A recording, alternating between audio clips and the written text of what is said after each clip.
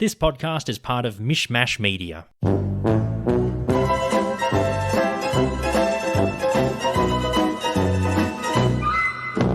Hello again for another week, Stephen, my man. Hey, how's it going? All right, bud. Welcome to another episode of Curbcast Season 3. And this week we are doing the Corpse Sniffing Dog, Episode 7. And we are at the tail end of this season. And boy, this one is a really fun episode. I liked it a lot, mate. Yeah, after last week's episode, which felt like a bit of a deviation from the overarching storyline of the restaurant and Larry's investment into said restaurant, felt like a bit of a deviation. Felt like a bit more, it was personal to Larry and dealing with the effects of and the benefits for Larry as he discovers death. Yes. Incredibly insensitive and just fucked upness of his dad and cousin not telling him. This one feels like more of a return to familiar territory for the season. It does. And yeah, it's a complete deviation from last week because, we don't see his dad, his cousin. There's no mention of the grave. There's no mention of the phone, him being arrested in the final scene. There's none of that. It's like, it didn't happen. Yeah, it almost feels like just a strange little curveball of an episode. I'm sure it will be referenced at least once, either later in this season or season 4 or beyond. They're very good at making references to previous episodes, even if it's just a throwaway line. So I'm sure it will be referenced again, but no sign of it this episode. Yeah, we like keeping ourselves surprised, so we don't know what's going to come up next week. But anyway, let's talk about The Corpse Sniffing Dog, aired in the US on the October 27th, 2002. In this episode, Jeff must leave his house because he's allergic to the guard dog Susie bought. Larry tries to get Jeff and Susie's daughter Sammy to give up the dog, but she won't. Larry looks for a way to please both Jeff's family and some friends who also want the dog. And these friends are Stu and his wife returned from the terrorist attack, the ones who couldn't pay the bill. The Rosses. Oh, the Rosses, that's who they are, yes. And this time, Stu does pay the check,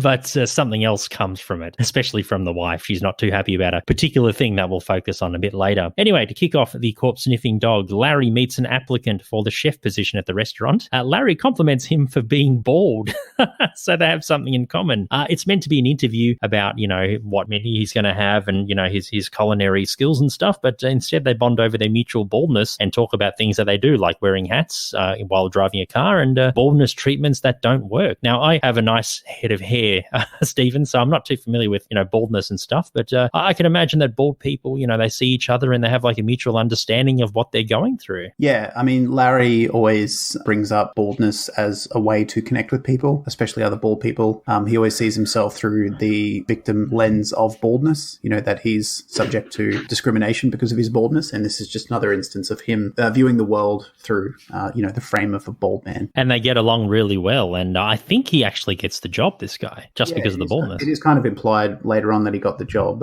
Obviously disrupted, but as we'll discover a bit later on. But yeah, at least, if he hasn't gotten the job, he's at least gotten Larry's confidence for being the chef that they've been searching for this season. One line in this scene that I did like was towards the end of their conversation when Larry goes, I can't remember what he says exactly, but he basically says, if he were president or the leader of the world, he would kill people with toupees. He would employ people to go around and pull people's hair, and if it comes off, toupees are just evil. They're not a fan of the toupees. It's a bit very fake, I guess. And this one scene again, it's not really related, but it kind of reminded me of, they have a meeting with a specific agenda. In this case, the potential chef comes to meet Larry to talk about, assumingly, his abilities as a chef and why he would make a good head chef for their soon-to-be opening restaurant. But it deviates completely into, wacky Larry territory about baldness. It reminded me, I can't remember which episode it is, but when that guy wins the competition to have lunch with Larry, and Larry just kind of overtakes the lunch meeting and just talks about a bunch of stuff that the other guy doesn't really. I mean, this bald guy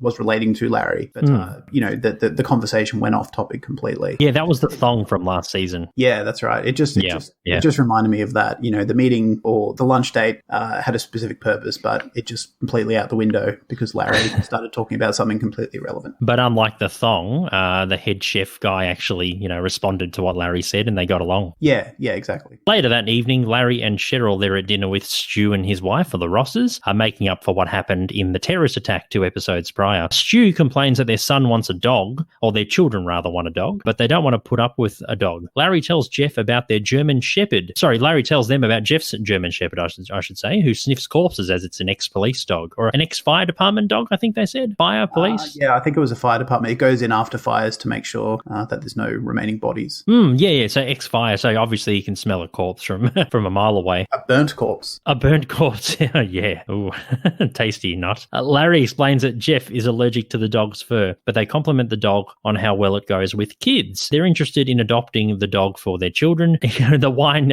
gets brought out, and Stu, pretending to be like a sommelier, he smells the wine, he tastes the wine, he swirls it in his mouth, and he spends like 2 minutes trying to critique the wine, and then he says that he wants it sent back. And after a bit of discussion as to why they should send it back, Larry agrees. Yeah, it's hard to tell whether Stu is being genuine, if he is a wine expert, like even an amateur one, or if he's just pretending and sort of just acting it up a bit and being a bit of a wanker. I think he's pretending and being a wanker, to be honest with you. I mean, they live in a really nice house and everything, but I feel like Stu is probably not like a refined person.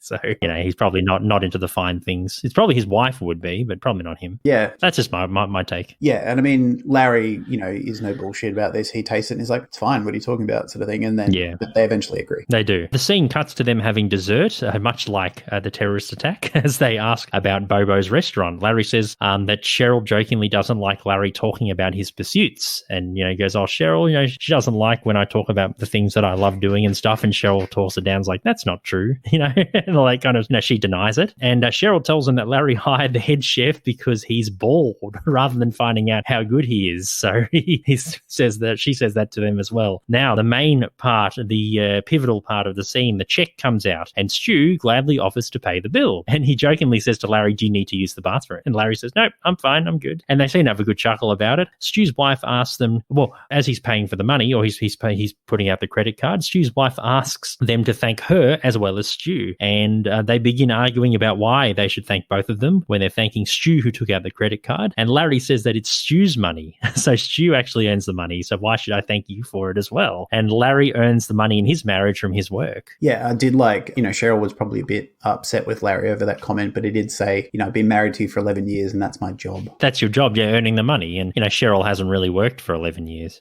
No, I mean, Cheryl says that being married to you for 11 years is a job. Oh, yeah, is a job. Oh, right. Yeah. An unpaid job. Thankless job. Like, it's not that I'm just your wife and your money is our money. It's that I'm entitled to your money purely as compensation for being your wife.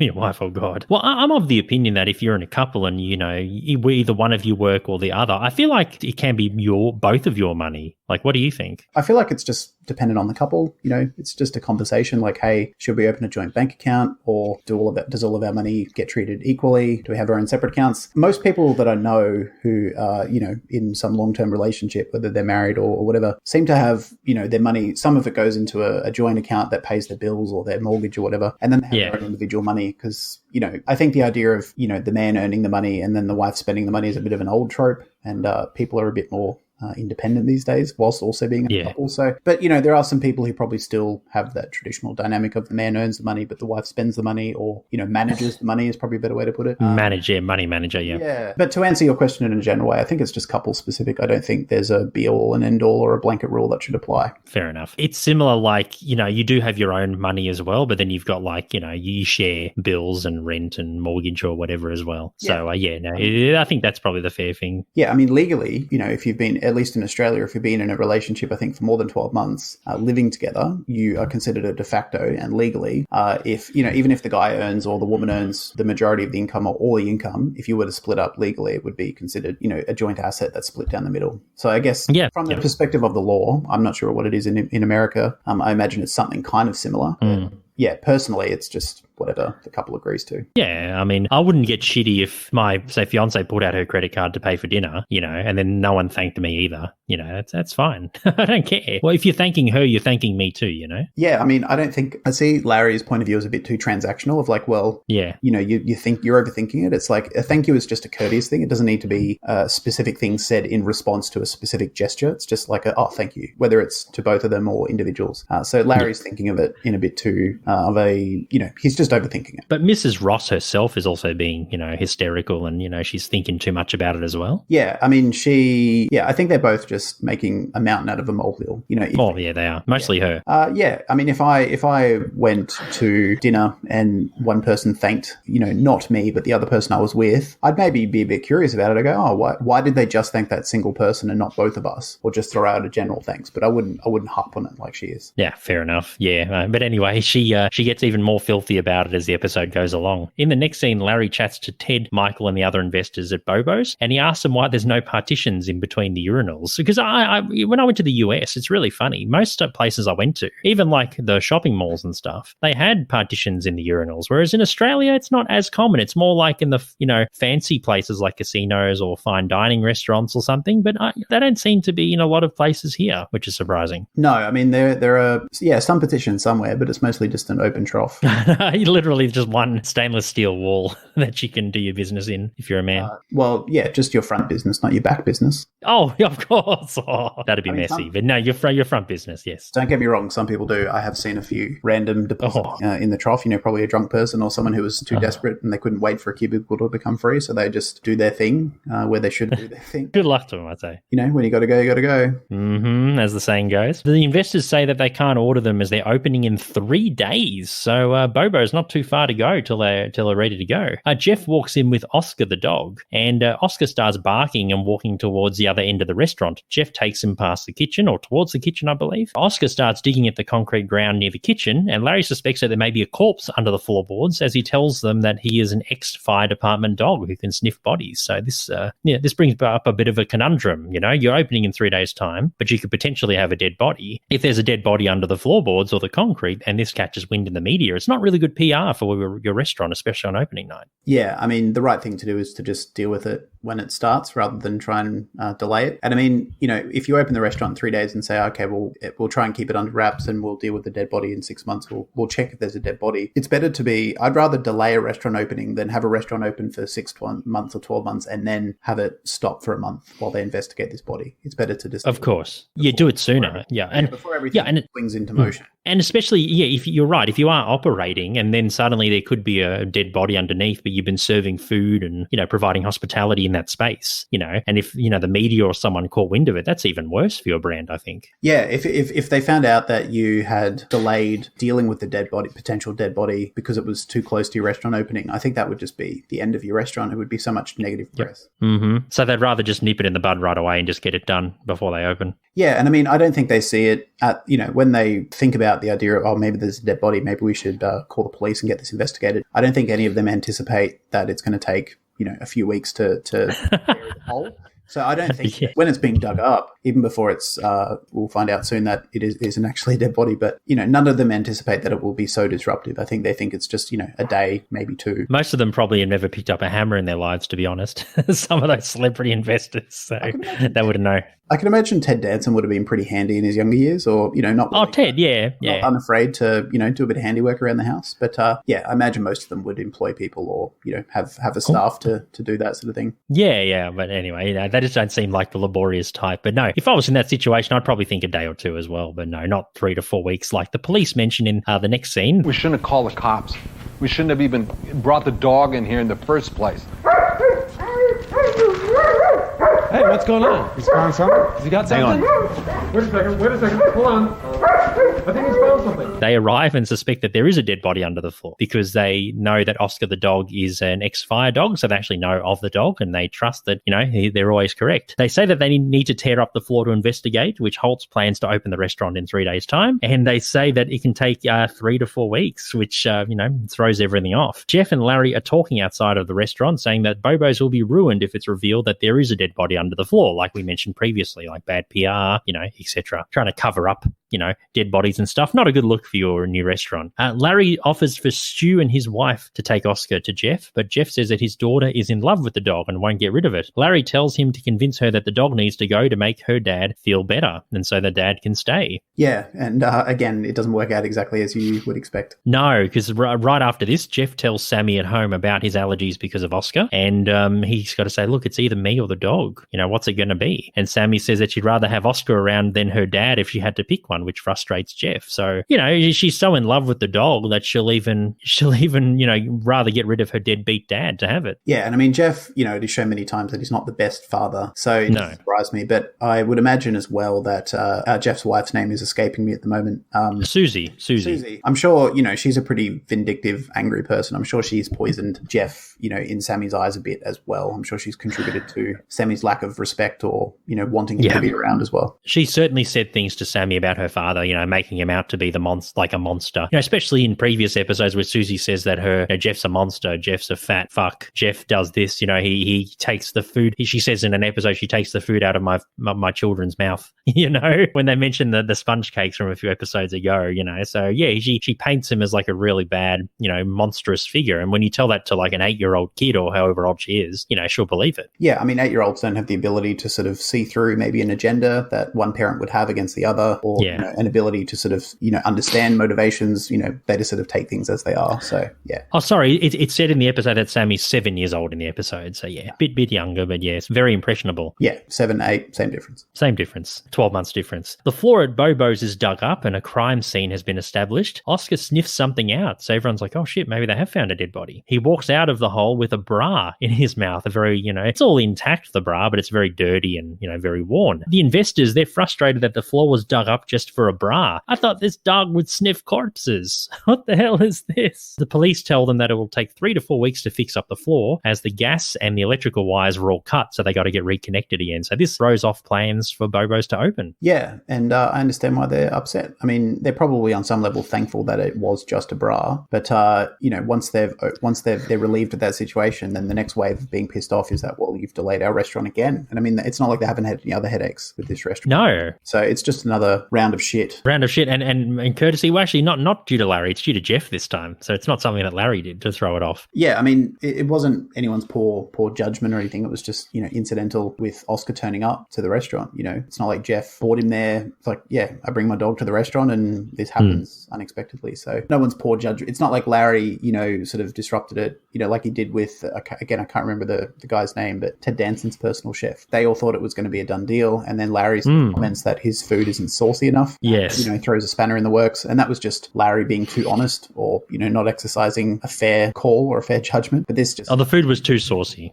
Too saucy, yeah. But this is just completely by accident, unexpected out of nowhere. Yeah, because I guess if you're shoveling a lot of money into this thing, you want it to generate profit as soon as possible. So even having like 3-4 weeks delay, that can, cost you in rent, overheads, staff payments if they got to prepare stuff, etc., etc. So yeah, I can see why it really frustrates them. Yeah, and I mean, it's not like any of these investors are lacking in money. No. It's probably just another investment for them. But just for the sake of getting it going, it would be frustrating. It would. Jeff runs up to Larry outside and tells him about what Sammy wanted, about her wanting the dog instead of Jeff. Jeff has moved back to the W Hotel or the Q Hotel from last season 2. And Larry tells him about the floor and how long it'll take to fix. Larry says that he'll visit Jeff at the hotel as he has something to take care of because Jeff wanted him like Larry's help for something and then Larry's help. And then Larry's like, no, you go to the hotel. I'll see you later. I got to go do something. In the next scene, Larry is greeted by Sammy at their door as he enters. Larry spots a bottle of wine and decides to have that instead of grape juice that is offered by Sammy. As soon as I saw the wine getting poured and I saw the grape juice, you can see that they're the same color. So I was like, I kind of predicted what would happen next. I was like, oh, she's either going to like drink the wine by mistake or, something's going to happen. Did you notice that? Yeah, the fact that they were the same color and the fact that she was on her own,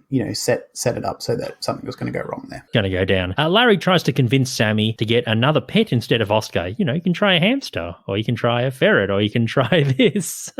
He's trying to rattle off all these animals. Yeah, I like it when he's, trying to explain the benefits of certain animals. He says, you can torture a hamster. And you torture a hamster. Yeah, and then he repeats it. He's like, but you can torture it. Yeah, no, you're not supposed to, but no, anyway. And Sammy's like, no, I love Oscar. That's as simple as that. Sammy, as Larry's walking to look at the dog whistle, he spots a dog whistle on a bench nearby, so he walks to go look at it and pick it up. Sammy accidentally grabs the glass of wine, which looks like her juice, and the scene cuts to Sammy, who is drunk from the wine, and she drunkenly tells Larry that she wants her dad instead of Oscar. Now, a couple of things. I know it's meant to be for comedic effect, a kid being drunk and, saying something in an inebriated state. But You think Larry would have smelt the wine on her breath or something? I don't know. It just sounds like he was just so unawares they didn't even notice like the smell or anything. Well, I mean, usually you smell breath when you're at the same level, when you're sort of at eye level with someone. You know, Sammy's pretty true being a kid, and maybe there was nothing between them. I don't know. You know, and usually alcohol breath is not something you can smell straight away. It's usually something that happens afterwards, like the next morning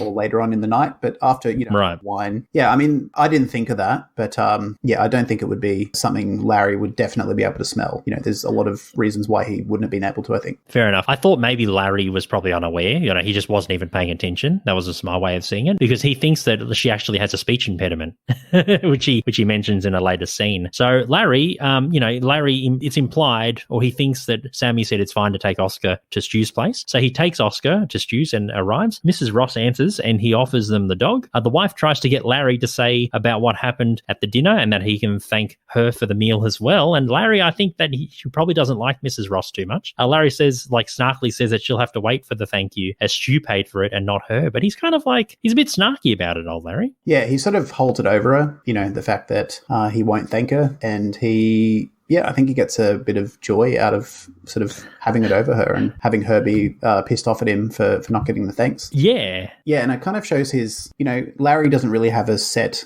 mindset. You know, he thinks different things about all different situations. The fact that he is so adamant about whose money it is, depending on who owns it, rather than just, the couple, you know, have joint ownership over the money, regardless of who actually gets it, is kind of a window into one part of his mind about, you know, gender role. And it just seems like more of a traditional mindset that Larry doesn't often display. Very conservative mindset. Yeah, exactly. She gets upset and says that she won't take the dog without him saying thank you, but her two boys come out and they see the dog and they're like, oh, is this dog for us? And she goes, no, this is Larry's dog. And Larry, getting it over, Mrs. Ross again says, no, this is your dog. Take it. I brought it for you. And Pester Power wins and she laments and accepts the dog for the boys. So, if a kid says, I want it, please, please, please, please, please, it's a bit hard to say no. Yeah, I mean, Mrs. Ross knows that she's in a bit of a bind where even though she wants to say no to sort of piss off Larry or get something back on him, that to do it at their kids' emotional expense is pretty, wouldn't put her in favourable position in their eyes. So, yeah, she knows that Larry's got it over her twice. Twice, and Larry's figured it out too. When he sees the kids pestering her, he's like, yes, this is the checkmate move. Yeah, and I mean, Larry, he kind of looks a bit smug. He looks a bit satisfied, like, he won. He won, he certainly did. Look, I didn't want to make a big deal out of it, but you know exactly how I feel about what happened at dinner. Larry, I'm waiting. I'm just waiting. I'm still waiting. Well, I guess you'll have to continue to wait if it's a thank you that you're waiting for. Because a thank you is just a little more than you can handle. No, it's not more than I can handle. But you think it's all over, happily ever after for Larry? Not quite. Because he goes back to Jeff's and Susie is waiting for him. And Susie is so angry. She asks him why she got her daughter drunk on wine. She smells like a fucking wino. She is incredibly livid, which is completely understandable. I mean, a grown man with a 7-year-old girl and getting them drunk, he could insinuate many things. Larry, again, just completely sort of just wasn't aware of what was going on with the swap drink and, was just fixated on trying to convince it to give up the dog. Again, Larry didn't do anything specifically wrong, but his lack of awareness or thoughtfulness or just, thinking outside of his own desires results in a situation like this. Yeah, like this. Because Larry does say that the glasses got mixed up and she accuses him of getting her drunk to get her to say that Larry can take the dog. So he used it as a technique to take Oscar. And Larry says that he thought that she had a speech impediment rather than being drunk. You've known my daughter since she was born. You would know that she had a speech impediment. Pretty weak excuse, but I don't think Larry is I don't think Larry is really to blame in this. I don't know. It's one of those complicated curb situations where Larry didn't do anything specifically wrong, but he is ultimately responsible for the kids' state at the end of their visit, really, because he's the adult in the room. Of course, it's his responsibility being the adult, and obviously Sammy's really distraught and wants the dog back, and Jeff is pretty very keen to come back home. But Larry, he goes back to Stu's to try and get the dog back. So Susie orders him to go back to get the dog. And Larry, in order to curry favour from Mrs. Ross to get the dog back, he insincerely says thank you for the dinner to her. She forgives him and accepts what he said. She says that the kids are happy with the dog and she won't return Oscar to him.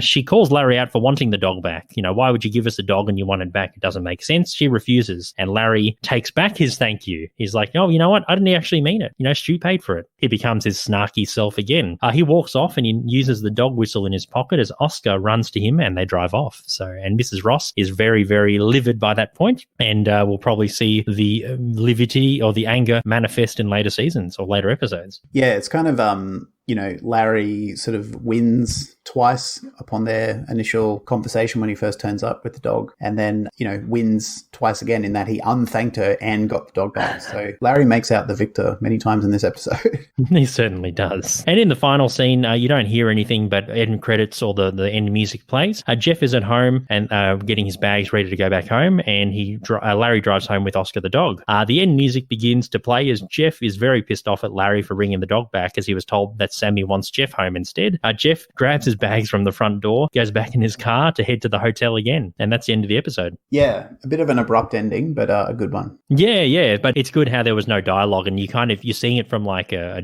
distant, from a bit of a distance, like an aerial shot. Yeah, it's like CCTV footage almost. Yeah, and I did like them, showing Jeff rolling up and then putting his bags down and then having a bit of a chat with Larry and then realizing that he can't come home and then putting his bags back in.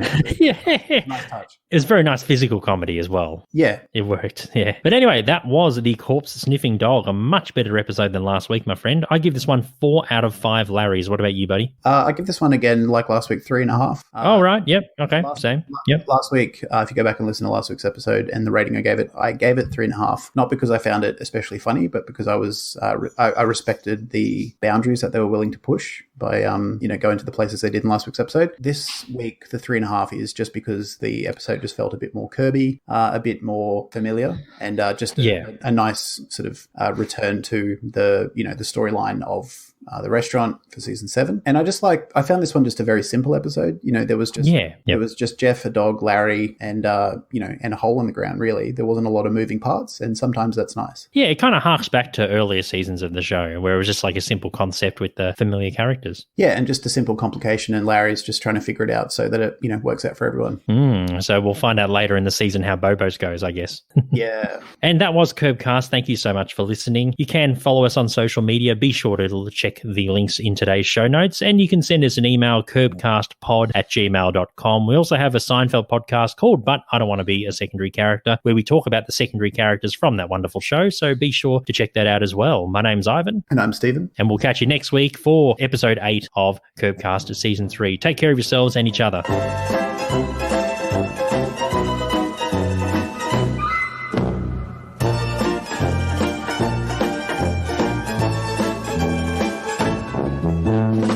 Thanks for listening. This podcast is part of Mishmash Media, an independent podcast network. Follow us on social media at Mishmash Media AU or support us on Patreon. All those links are in the show notes.